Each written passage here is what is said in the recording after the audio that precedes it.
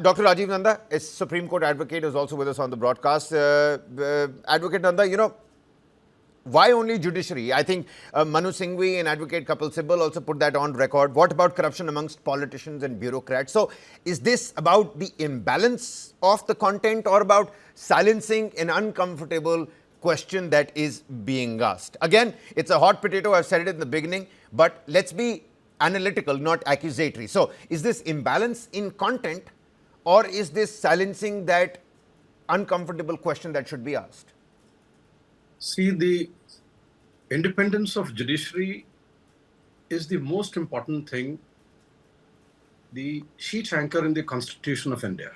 Yep. If we don't have the independence of judiciary, the things will not work.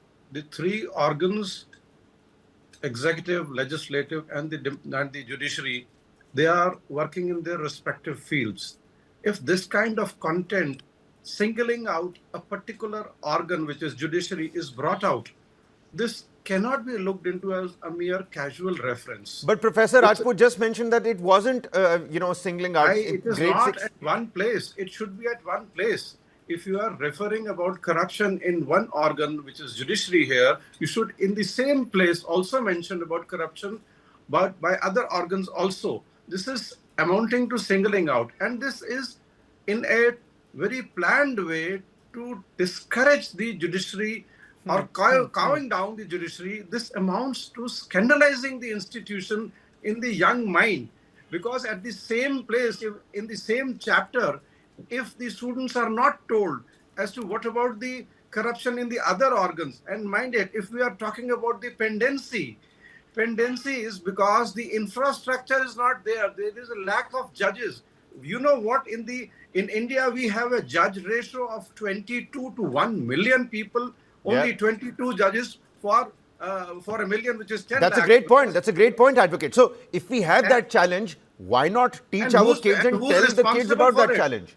Who's responsible for it? The infrastructure is not to be provided by judiciary itself. It is to be provided by the executive. If you don't provide the infrastructure and the judges are less, then you blame the pendency on the judiciary. This is a planned way to scandalize and to discourage the judiciary from taking an independent stand. Okay. And Dr. Nanda, before I go across to, Shashi Kumar, the educationist who is with us on the broadcast, banning the entire chapter, does it seem proportionate, or corrections and contextualization could have sufficed in this particular case? No. This is a deliberate thing. There cannot be a correction, or there cannot be any kind of reform in this.